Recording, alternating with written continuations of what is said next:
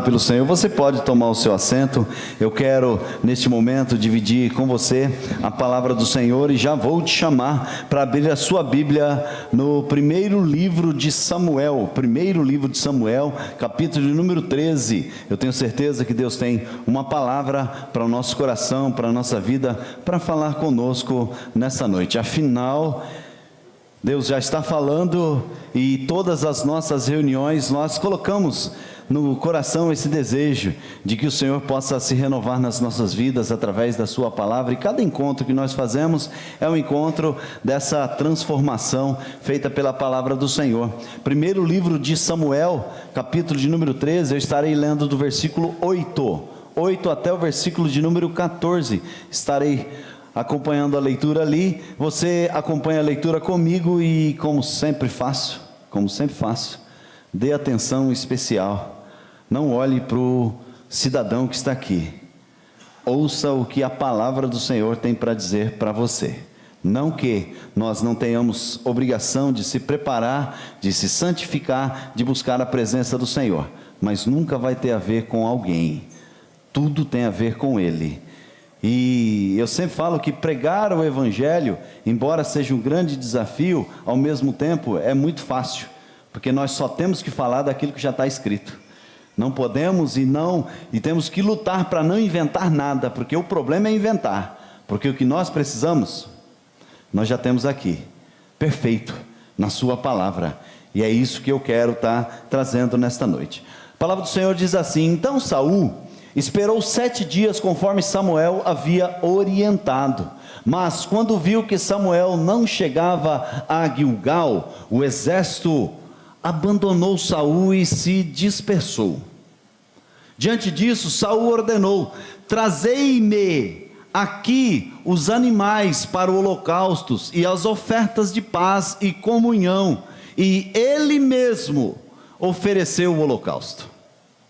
Assim que terminou de oferecê-lo, Samuel chegou, e Saul correu ao seu encontro para o saudar. Entretanto, Samuel lhe indagou: que fizeste, Saul? Ao que Saul lhe respondeu prontamente: eu vi que os soldados me deixavam e debandavam, e doutra parte que tu não chegasse no dia estabelecido.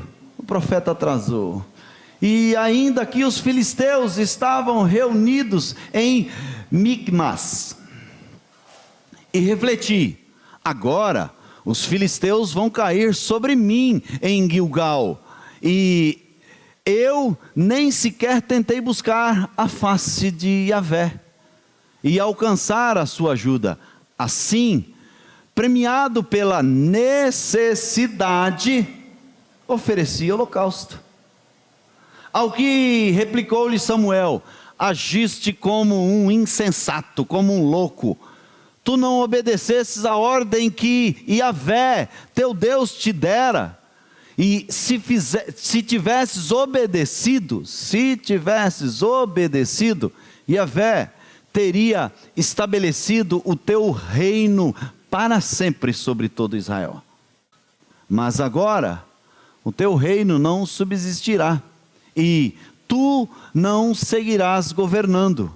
O Senhor já escolheu um homem segundo o seu coração, e o designou líder do seu povo, porquanto tu não obedecesses o que Yahvé te havia determinado. Senhor, nós glorificamos o teu nome, clamamos pelo teu Espírito Santo, que venha falar em nossos corações, usar minha vida para falar com as ovelhas e o povo que é seu, Pai. Estamos aqui, queremos ouvir tua voz, fala conosco, é a nossa oração. Oramos em nome de Jesus, amém?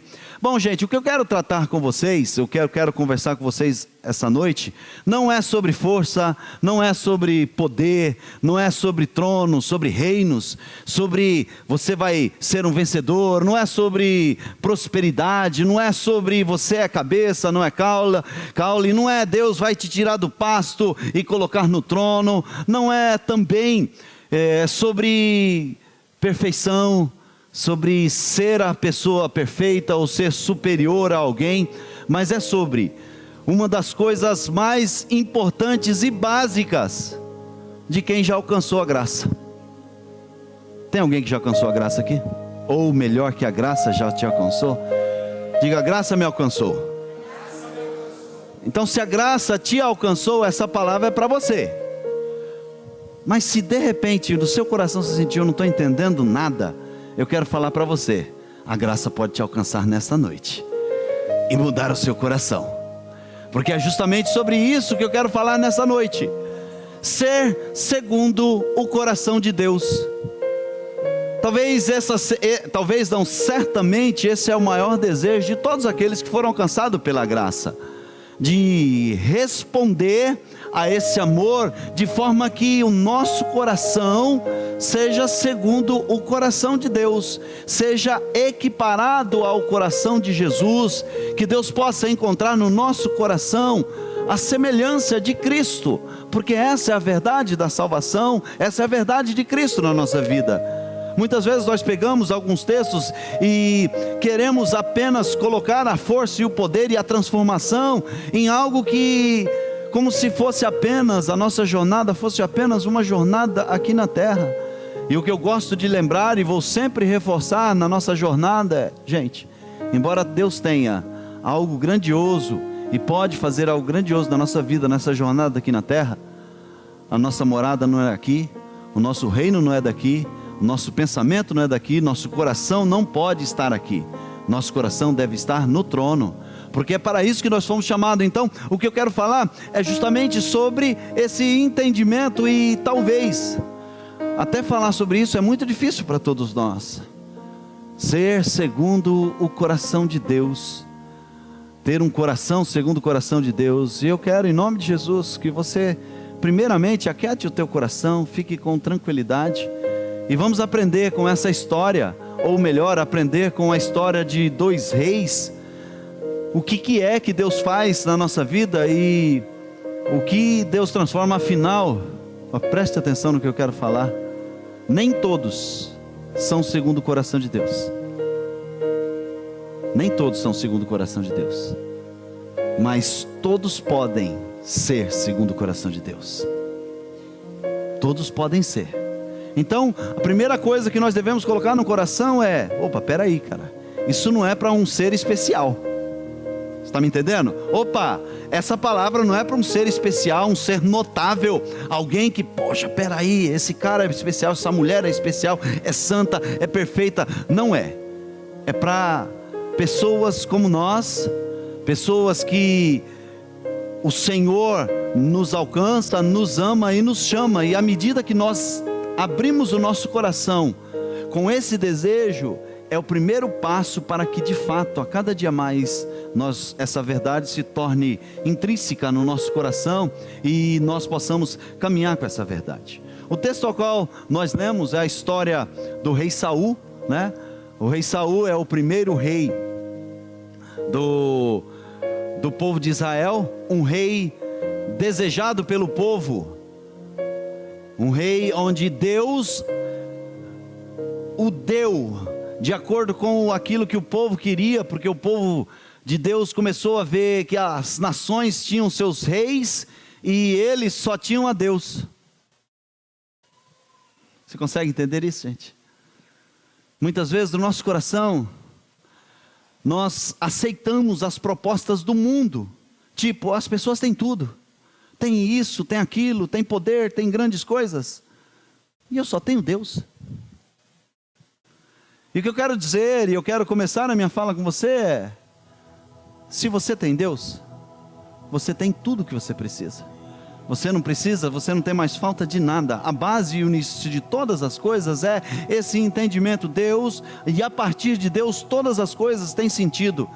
Mas fora de Deus tudo perde o sentido e o real valor.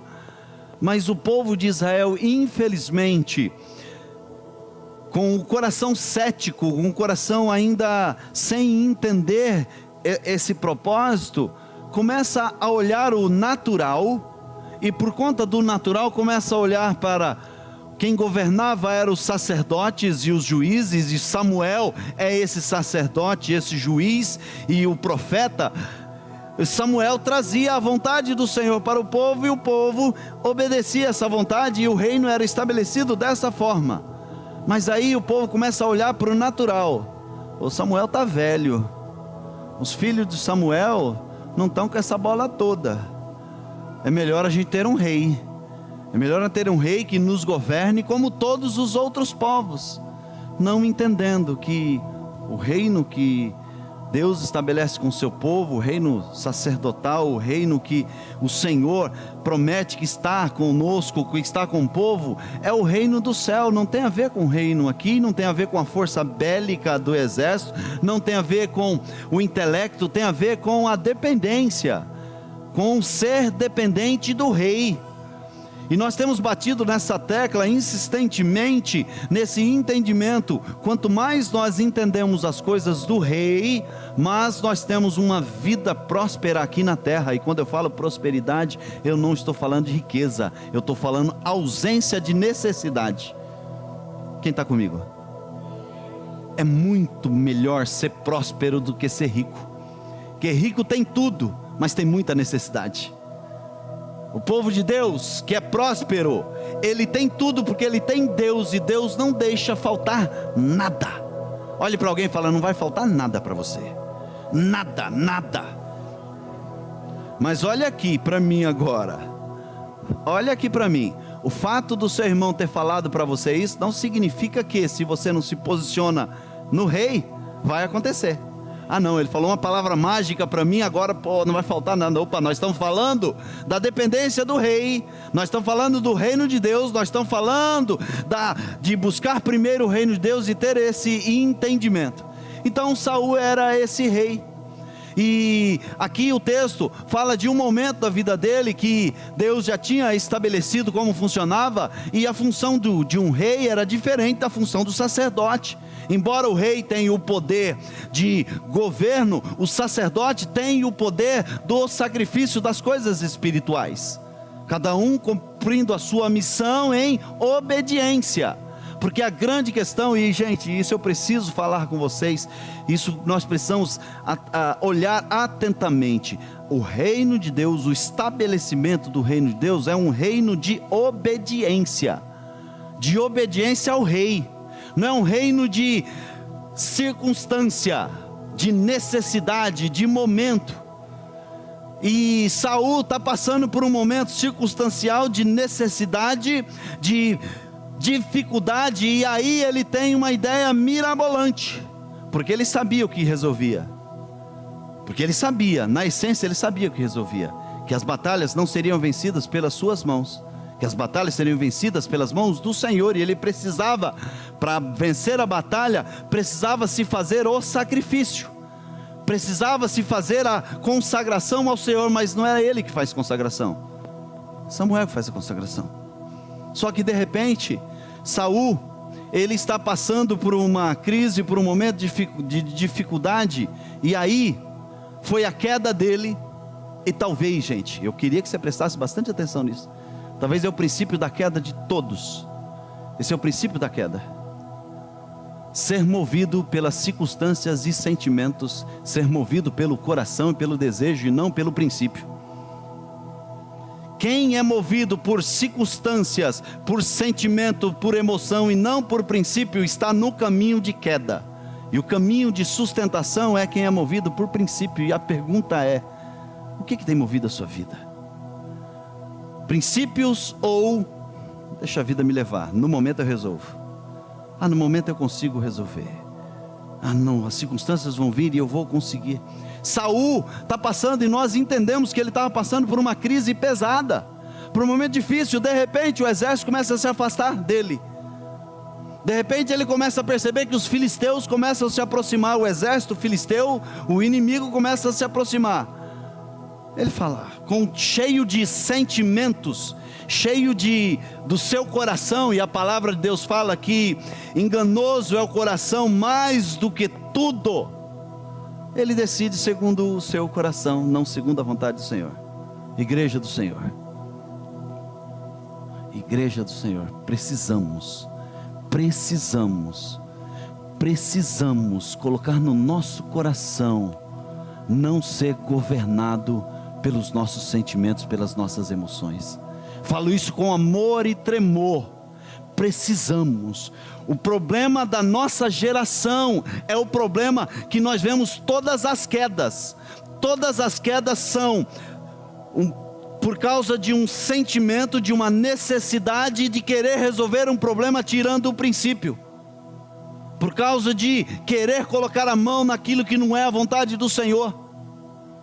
E talvez, gente, eu sei que talvez seja muito difícil nós entendermos isso. Talvez seja muito difícil nós trazermos para dentro de nós, para a nossa vida. Mas nós precisamos olhar para dentro de nós e falar: o que tem governado a minha vida? Meus sentimentos, minhas emoções? Eu sou movido por sentimentos, eu sou movido por princípios. E o que Deus quer tratar com as nossas vidas é quebrar esse caminho de queda para nos trazer para o caminho de redenção. O caminho da queda é meu coração, o caminho da redenção é a vontade do Senhor. Meu coração me leva à queda, a obediência e o conhecimento da vontade do Senhor me leva realmente a se levantar, a se erguer, a manter-se de pé. E gente, de verdade, a nossa luta, contrário ao que muitas vezes nós ouvimos, que você vai ser isso, você vai crescer, você vai ficar grande, não desista do seu sonho, todas essas balelas que nós ouvimos. A nossa luta como cristão é de se manter de pé, é de pé, gente. Nossa, esse pastor é fatalista, ele é muito melancólico. Não, gente.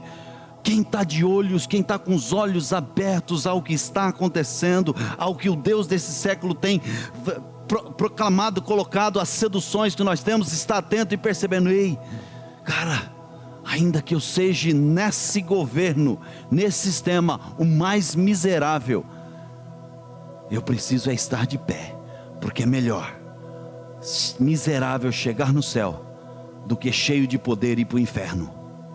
Pastor, é duro, mas é real. O inferno vai estar cheio de pessoas poderosas da terra. E eu não estou falando que é por causa do poder que as pessoas vão para o inferno, não é por causa de riqueza, é porque não vigiou para manter-se de pé. Manter-se de pé. Saul tem o trono, Saul tem todas as possibilidades de manter-se no trono, mas o seu coração, o coração, gente. Como você tem que dar cuidado do seu coração, gente. Como temos cuidado do nosso coração, o que nós estamos deixando, como nós estamos alimentando, o que nós estamos enchendo o nosso coração. Se enchermos o nosso coração das propostas desse governo, desse sistema, nosso coração vai só desejar. Esse sistema, o que nós vivemos é o sistema que nos conduz a um coração desejoso por consumir. O que tem de novo? Qual é a novidade? O que tem para mais? Poxa vida, eu tenho isso, mas tal pessoa tem mais do que eu. E aí na hora que nós nos deparamos com as bifurcações da vida, gente, olha aqui para mim, gente, todos nós vamos passar por bifurcações, momentos em que você vai ter que decidir, e a única coisa que nós vamos ter para tomar a decisão é o alimento que você teve durante a sua jornada e as decisões prévias que você fez. Se você não decidiu, você vai decidir pelo seu coração, e o seu coração vai te enganar. O seu coração vai te fazer decidir por aquilo que aparentemente é o melhor. Saul decidiu. Poxa vida, o profeta tardou, ele prometeu e não veio. Passou-se 7 dias, o tempo determinado que nós combinamos, e o profeta não chegou. O exército está fugindo, e o exército inimigo está se aproximando. Eu sei que eu não posso tocar no holocausto, porque o holocausto, Deus já determinou que isso eu não posso fazer. Mas o que tem? Eu vou fazer aquilo que é certo, aquilo que é o melhor. Deus conhece o meu coração, Deus sabe, e talvez esse seja o problema. Deus conhece o nosso coração e sabe que nós não confiamos nele, e as nossas ações revelam essa verdade. E aí Saul, ele prepara, faz o holocausto. E aí na hora que Samuel chega, e o texto não fala, mas dá a entender que logo que ele fez, Samuel chega. Gente, olha aqui para mim. Nós temos batido insistentemente nessa questão de assentar no coração Deus sobre todas as coisas, assentar no coração, servir a Deus, assentar no coração obediência, obedecer, estar exposto à palavra e ambiente que nós se enchemos de Deus. Nós estamos falando insistentemente nisso. Sabe por quê? Vai ter dia que o profeta não vai vir. Sabe por que muita gente tem perecido nessa geração? Porque está confiando que o profeta vai chegar. Alguém vai trazer uma palavra que vai resolver o problema seu. Ah não, eu vou aqui, eu vou acolá, eu vou acolá. Ah não, hoje é dia do profeta. Hoje eu estou no tal ambiente, eu sei que lá tem alguém que vai me profetizar para mim. E o patinho fica lá esperando a profecia, e a profecia não vem, e a profecia não vem. E nós esquecemos que a maior profecia já foi dada, que é a palavra de Deus. Nós esquecemos que ela é livre, aberta para nós olharmos todos os dias, para meditar nela todos os dias, mas nós não meditamos. Nós acreditamos que não, Deus vai mandar um profeta, Deus vai mandar um anjo, Deus vai mandar alguém. E nós temos que estar preparados. Jovens do Senhor, estejam preparados. Vai chegar o dia que talvez o pai não vai estar, a mãe não vai estar. E o que vai sustentar é o quanto você mergulha na presença e na palavra com a intenção de obedecê-la, não apenas de sentir o que Deus tem para dar, é o que o Senhor requer de mim, porque vai faltar. Igreja do Senhor, talvez você vai vir aqui neste lugar e talvez o alimento não vai vir aqui de cima, talvez pode cessar, talvez pode chegar um momento, cara, eu não tenho ninguém para consultar. Pode chegar um momento que, poxa, todos me abandonaram. Senhores que estão aqui, talvez vai chegar um momento que seus filhos podem te abandonar. Fala, não tem ninguém por mim. O que nós temos para apresentar para você é: existe um Deus que quer nos orientar todos os dias, para que quando chegar o momento da sequidão, o momento que falte a presença, que falte a palavra, que falte tudo, nós vamos lembrar: ei, eu não sou salvo porque eu estou sentindo alguma coisa. Ei, eu não sou do céu porque eu fiz alguma coisa. Eu sou porque a palavra diz que um dia Jesus Cristo deu a vida por mim, derramou todo o seu sangue pela minha vida, e eu, miserável que sou, Ele me encontrou, a graça me alcançou, e eu sou salvo por Ele, não por aquilo que eu sinto, mas por aquilo que Ele fez. Gente, vai ter um momento que a única coisa que vai ficar na nossa mente é o que Ele fez. Eu sou o Filho de Deus, mesmo não sentindo ser.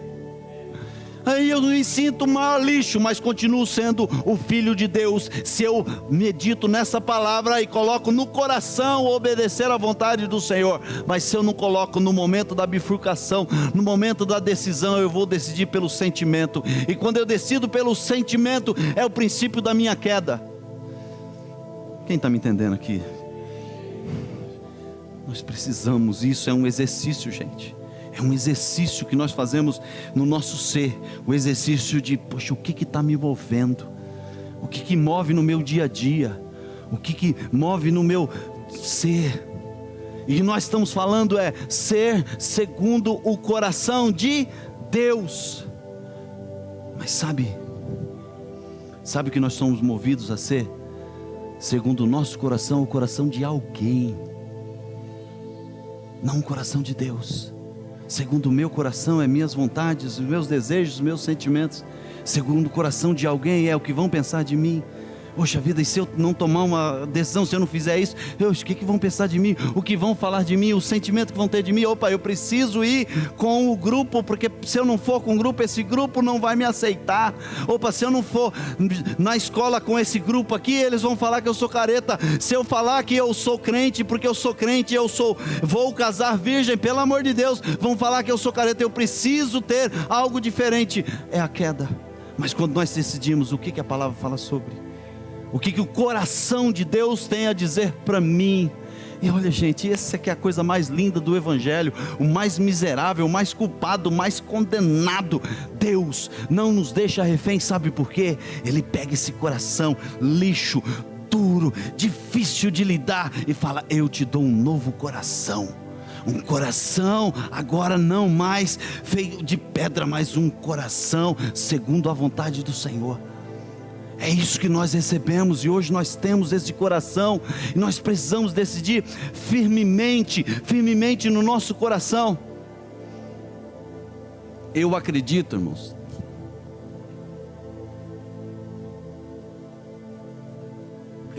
que Saul e Davi representam todos nós. Momentos da nossa vida, decisões da nossa vida que nós devemos tomar, situações que nós precisamos decidir, e a grande questão é: onde está o nosso coração? Ali vai determinar realmente o nosso resultado. Se o meu coração está em Deus, na vontade do Senhor, a minha decisão vai ser a decisão de obedecer à vontade do Senhor, ainda que dói. Vamos ser sinceros, gente. Cara, obedecer a Deus tem hora que é muito difícil, gente. Tem hora que a sua vontade é uma, e você sabe, no fundo do seu ser, você sabe: cara, mas não é a vontade do Senhor que eu faça isso. Mas eu estou com uma vontade maluca, mas não é a vontade do Senhor. Nós sabemos, sabe por quê? Porque Ele já colocou dentro de nós o seu Espírito, e Ele fala conosco, Ele lembra realmente, Ele nos condiciona a entender a vontade de Deus. Mas se nós não estivermos alimentando este coração com as coisas do céu, gente, nós vamos tomar as decisões a partir do sentimento. E por mais que nós tenhamos um novo coração, e olha aqui para mim, por mais que eu tenha um novo coração, e agora eu estou falando de Zé Hilton, por mais que eu tenha plena convicção que eu sou salvo em Cristo Jesus, que minha morada é o céu, eu vivo para Ele e quero realmente as coisas do alto, as coisas do céu, eu sei que eu tenho uma batalha aqui na terra. Eu sei que eu tenho uma batalha todos os dias que milita contra a vontade do Senhor, e o quanto eu tenho que me esforçar a resistir, a sujeitar ao Senhor, resistir ao diabo, para que ele fuja da minha vida, para que as seduções e o engano deste mundo, desse século, não venha tomar o nosso coração. Então, gente, sendo pessoas como eu e você, nós precisamos tomar a decisão e entender, e eu quero que você tenha essa compreensão. Nós vamos ter sim que decidir, mas a grande questão entre Davi e Saul não é o se fez certinho e fez errado. Aí olha aqui para mim, não é o seu erro, o que você fez, o que você deixou de fazer, ou aquilo que você vai fazer. Não é, gente, e nunca será. Não é: ah não, eu errei, o outro erra também. Nós estamos falando de duas pessoas cheias de erro. E quando eu olho para Davi, gente, de verdade, eu até não gosto de pregar tanto sobre Davi, porque Davi não é modelo de comportamento. Ele não se torna um modelo de comportamento. Ah não, ele teve uma vida certinha. Longe disso. Se a gente for colocar na Bíblia, olhar dentro da Bíblia, talvez Manassés é um pouquinho pior do que Davi, mas se a gente for olhar dentro da Bíblia, Davi é dos piores. Cara, pensa no cara que sai com a mulher do seu melhor amigo, de propósito, não é porque, o cara foi seduzido, não, ele foi porque quis, ele pensou, foi premeditado, e depois que sai, para poder justificar o que ele fez, chama o cara da batalha, e põe o cara para tentar cobrir o que ele fez dentro de casa. O cara: não, eu vou lutar com os meus, longe de mim ficar aqui com a minha esposa enquanto meus irmãos estão morrendo lá. Davi vai no comandante e fala: coloca esse cara lá no batalhão de frente para que ele morra.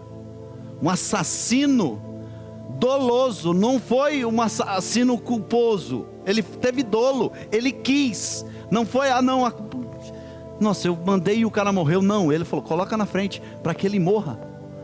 Esse é o Davi.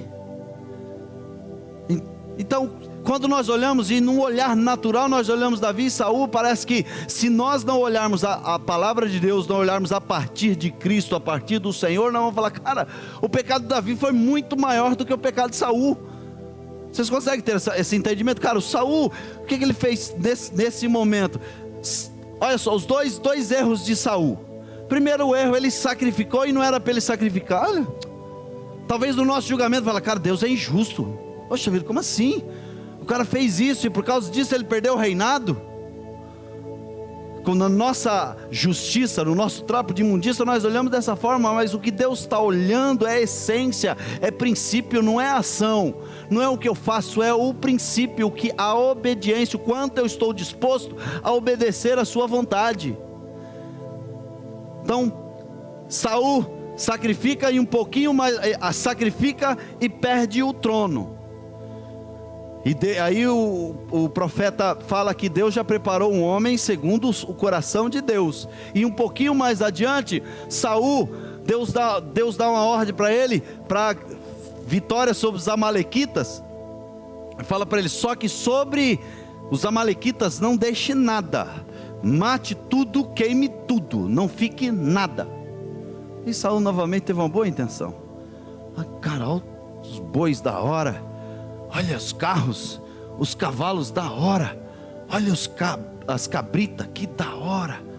Cara, o que tem? Nada a ver, não vou sacrificar isso aqui não, vou guardar. E quando Samuel escuta, parece que eu estou vendo aí uns barulhos de animal. Saul fala, cara, Deus falou, mas eu reservei para sacrificar para o Senhor. Ele não reconhece o erro. Saul é a representação minha e de você, campeão na justificativa, que trata Deus como Deus de sacrifício, que está olhando o que eu faço, não está olhando o quanto eu obedeço. Saul olhava para Deus como o Deus do sacrifício, então ele usou a sua força para sacrificar. O importante é sacrificar, o importante é guerrear, o importante é o que eu faço, e no momento que eu erro, o importante é justificar. Opa, não foi sem querer, cara, não é bem assim. Mas quem não tem pecado? Não julgueis. Não é isso que é a nossa geração? Todo mundo erra. Não, eu erro, mas eu já tinha preparado a justificativa na hora que eu errei. Não, eu vou seguir meu coração, mas cara, eu já estou com a justificativa. Se meu líder, se meu pastor, se alguém me ver, eu já estou com a justificativa pronta para falar, eu fiz por causa disso, eu tive boa intenção. O inferno está cheio de pessoas de boa intenção. No céu não vai entrar pessoas de boas intenções. No céu só entra pessoas que se arrependem. E aí entra a diferença. Davi, com todos esses pecados, quando ele é confrontado por Natã, pequei, eu pequei, não foi culpa de ninguém, não foi por causa do pastor, não foi por causa do meu pai, não foi por causa da minha mãe, não foi por causa do meu irmão que não me visitou, não foi por causa da minha esposa, não foi por causa do meu marido, eu pequei não contra um homem, mas pequei contra Deus. Não é o que nós fazemos, não é o sacrifício, é o nível de arrependimento que nós temos. O reino de Deus é chamado àqueles que estão prontos e entendendo que Deus nos chama a arrependimento. Deus nos chama para ser grande, para ser poderoso, para ser perfeito. Deus não nos chama para ser os justificadores. E há um texto que eu não sei de quem é que diz, se você é bom em desculpa, não será mais bom em nada. Se você é bom em justificativa, se prepare, você não vai ser mais bom em nada. E vamos ser sinceros, né, gente? Como nós somos bons em justificativa. Aliás, existe um momento que nós não somos bons em justificativa. Tem um momento que nós não somos bons em justificativa, quando o pecado é do irmão. Quando o pecado é do irmão, nós não somos bons em justificativa. Quando o pecado é do irmão, nós somos bons em... Opa, pegou. Entender que nós estamos lidando com pessoas que lutam com o pecado como eu e você, e que Deus nos chama realmente para ser uma nação de que entende que é o arrependimento que traz a presença de Deus para a nossa vida, que é o arrependimento que muda tudo. Mas às vezes, gente, eu estou caminhando para encerrar a palavra. Às vezes nós usamos todas as nossas forças para sacrificar e justificar tudo. Parece que Deus nos chama, parece que o sacrifício de Jesus já não serve mais, eu sou o que eu faço. Se eu não fizer nada, eu tenho que fazer. Não, Deus nos chama, Deus está te chamando para ir para um quarto, para ficar na presença dEle orando e buscando. Deus está te chamando apenas para ouvir a sua voz, a palavra e obedecer. Mas nós estamos preocupados, o que eu vou fazer? Qual vai ser a próxima coisa que eu vou fazer? Entendam e coloque o coração nisso que eu vou falar para você. A nossa esmola, sem Jesus, ela não vale de nada para o reino dos céus. Zero, não tem valor nenhum. Mas todos aqueles que nasceram de novo são chamados a uma obra. Mas a obra sem a compreensão que é a partir de Deus, numa ordem de Deus, ela não tem valor nenhum. Não, as pessoas estão com fome, as pessoas estão necessitadas, eu vou ajudar. Está tudo jóia. Não significa que isso te condiciona ao reino do céu. O que te condiciona ao reino do céu é se curvar diante do Senhor e perguntar para o Senhor: Senhor, eu tenho que fazer isso? Ou eu tenho que simplesmente estar na tua presença? Senhor, qual é a sua vontade para mim? E talvez Ele vai revelar essa sua dor que você está sentindo. Eu estou te chamando para uma obra, vai lá e faz. Mas é para você, não é para julgar as nações, para julgar, só eu faço. Ninguém está fazendo, eu estou fazendo. Não, se Deus chama, nós queremos simplesmente a vontade dEle, fazer a vontade do Senhor. E quem busca ter um coração segundo o coração de Deus, tem esse princípio muito guardado no seu coração, o princípio de obedecer. Obedecer, gente, talvez seja a coisa mais difícil da nossa vida, porque obedecer requer conhecer a vontade do rei. Eu não posso obedecer se eu não sei a vontade, se eu não busco a vontade. E o princípio de buscar a vontade é o princípio, porque eu quero obedecer, eu quero saber, eu quero fazer. Nós estamos, hoje o Gabriel começou uma sala de batismo, né, Gabriel? Não sei nem onde está ali atrás. O que esses alunos da sala de batismo estão ali? Para batizar? Não, eles estão lá para saber o que eles têm que obedecer. Eles não estão lá para batizar. Não é o batismo. Não, porque se batizar, vão ser salvos. Não, se entender que nasceu de novo, se entender que não está deixando para trás, vai escolher a vontade do Senhor, e a vontade do Senhor vai dizer: agora declare para o mundo, você é do Senhor. Aí entendeu, fez a coisa certa, da maneira certa. Não é o que eu faço, é o quanto eu estou disposto a obedecer. Não é o quanto eu erro, é o quanto meu coração está pronto para se arrepender.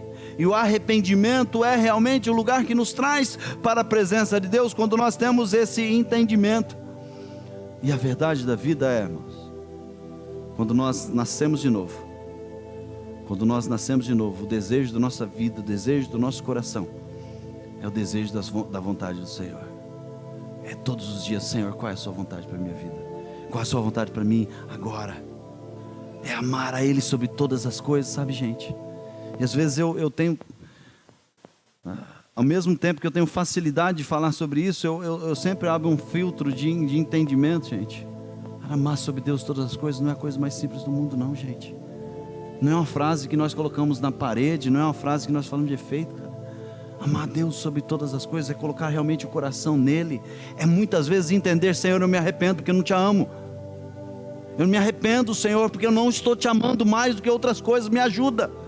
Você está conseguindo me entender, gente? Que muitas vezes você precisa ter arrependimento até para falar com Deus, falar: Senhor, eu não estou te amando. Meu coração está segundo o coração da minha esposa. Meu coração está segundo o coração do meu marido. Meu coração está segundo o coração da minha empresa, do dinheiro. É reconhecer, é lutar para reconhecer: meu coração está no Senhor, eu estou querendo tanta coisa. É se humilhar para entrar na presença do Senhor e falar: Senhor, me perdoa, não é isso que eu quero ser, mas é isso que eu estou sendo. É talvez nesta noite chegar diante do Senhor e se apresentar: Senhor, meu coração está igual ao coração de Saul, eu só decido por sentimento. Se as coisas estão boas, eu estou todo feliz. Se está ruim, eu amaldiçoo tudo, quebro tudo, não quero saber de nada, fujo da tua presença, não busco ao Senhor para saber o que o Senhor quer, fujo dos irmãos, coloco culpa em todo mundo, mas não assumo. Mas é tão difícil reconhecer isso. É tão difícil nós reconhecermos, cara. Eu sou eu, não é ninguém, eu não sou vítima de ninguém. Ai, meu pai fez tanta coisa por mim. Mas o Pai, que é Pai de todos, Ele me resgatou, me amou e falou: eu sou suficiente para você. O Pai nos encontrou e falou: cara, eu sou tudo que você precisa. Ainda que a sua mãe te abandone, seu irmão te abandone, eu jamais vou te abandonar, eu estou com você. Cara, quanto mais nós investimos nesse entendimento de quem é o nosso Pai, mais nós vamos andar seguro e mais nós vamos tomar decisões corretas na nossa vida.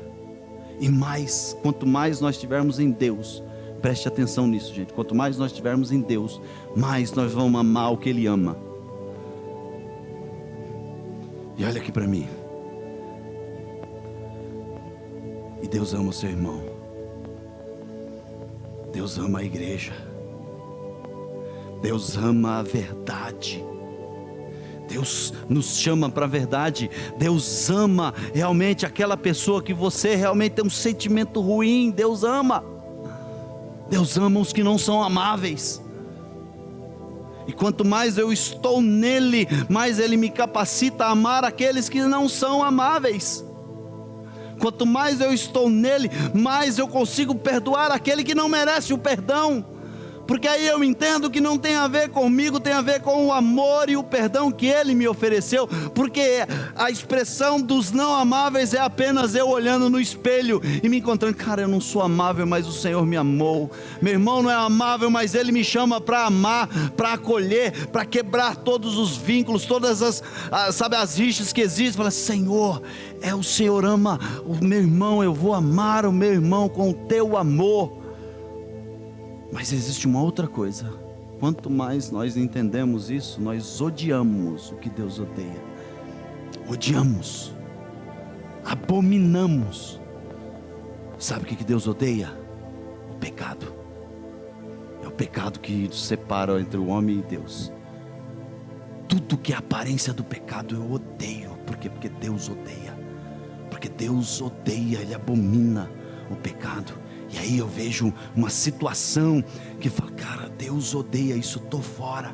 Eu vejo uma roda e uma conversa de uma situação que eu saio: isso não é de Deus, eu saio de perto. Sabe por quê? Porque se eu amo a Deus, eu amo o que Ele ama, mas eu também viro as costas para que Deus vire as costas, e Deus vira as costas para o pecado. Ah, pastor, mas Ele ama o pecador, Ele ama. Mas não tem jeito, pecado e pecador andam junto. Pecado e pecador andam junto, e Deus continua amando, mas o pecado Ele continua odiando. E se eu sou a representação do pecado, Deus está ausente de mim.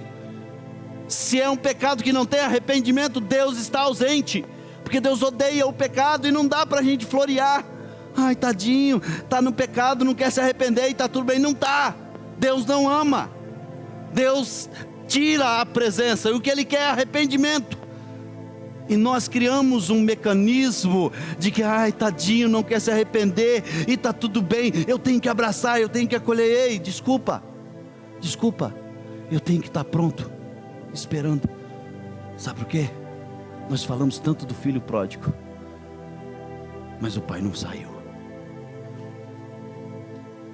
Enquanto o filho não reconheceu que estava na lama, que estava no pecado, e voltou para os braços do pai, não adiantava: ai, tadinho, ai, o pai não foi atrás, o irmão não foi atrás, ninguém foi atrás dele. Ele precisou se arrepender e entender e pagar a consequência. Ei, não sou digno de ser chamado filho.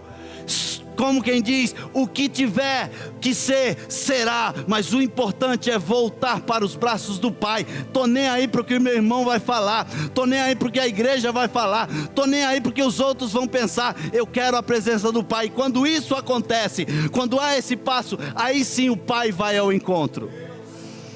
Mas nós criamos uma coisa que não precisa mais se arrepender.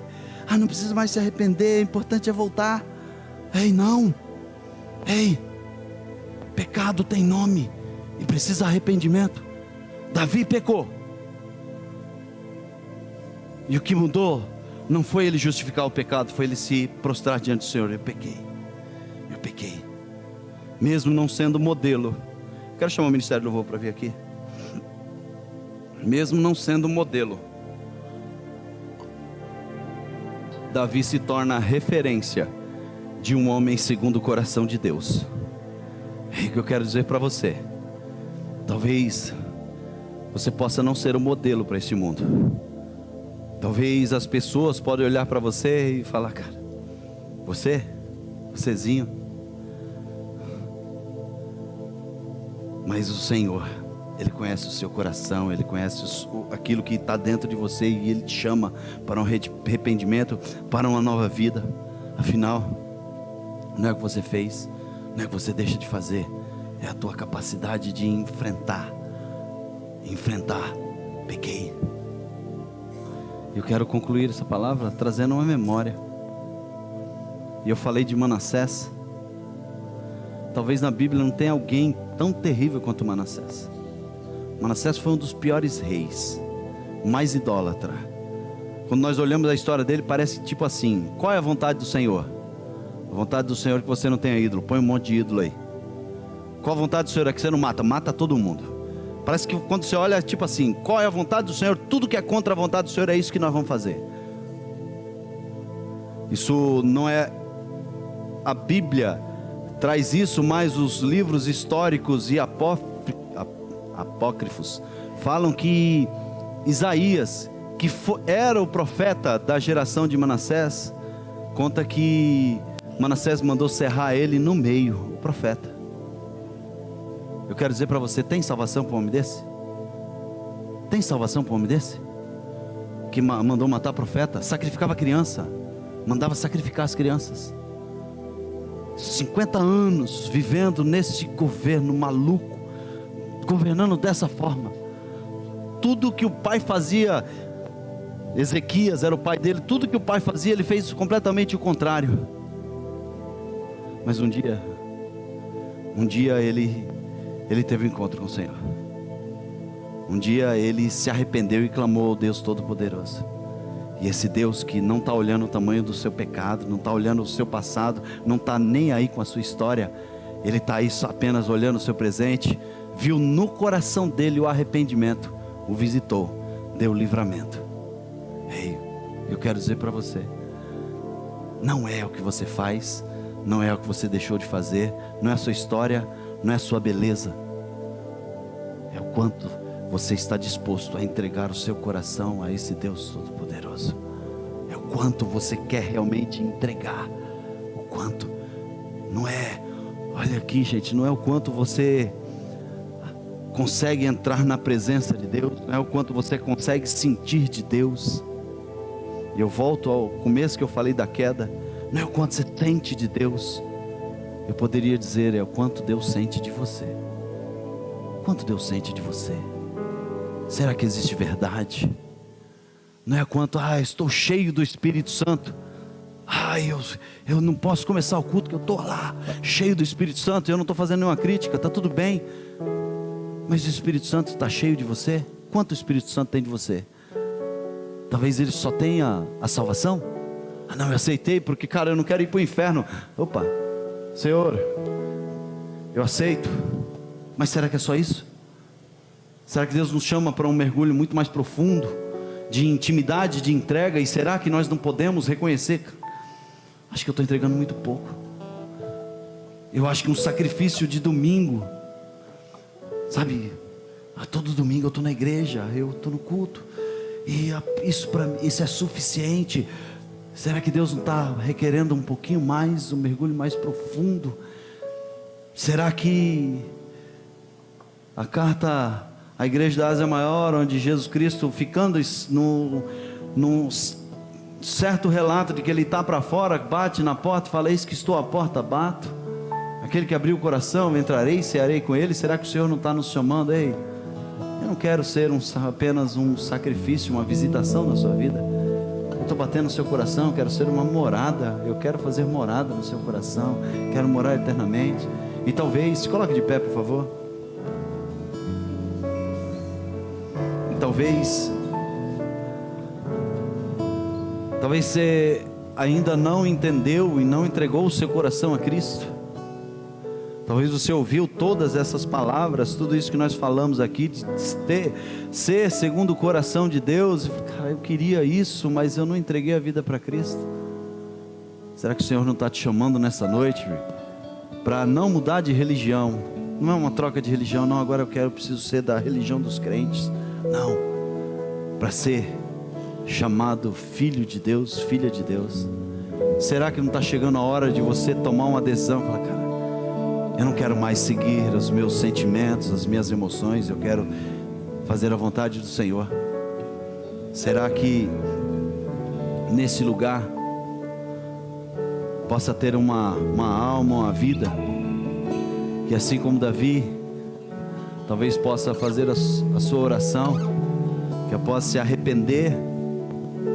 O seu desejo não foi que o Senhor fizesse grandes coisas por ele. O seu desejo foi: cria em mim, ó Deus, cria em mim, ó Deus, um coração puro, e renova em mim um espírito que realmente não se abale, porque eu quero ser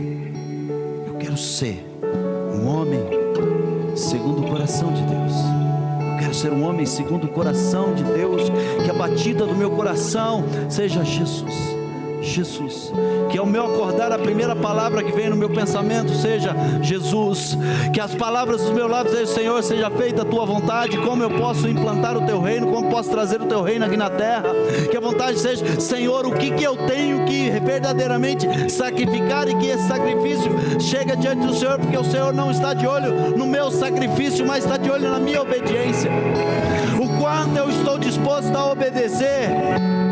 Talvez nessa noite você possa reconhecer: eu andei só pelas emoções, eu sou ditado pelo coração dos outros, pessoas me machucam e eu saio da presença do Senhor, pessoas me machucam e eu começo a murmurar, pessoas me machucam e eu esfrio na fé, meu marido faz algo para mim e eu de repente viro um lixo, minha esposa começa a ficar distante de mim, eu já não quero mais ao Senhor.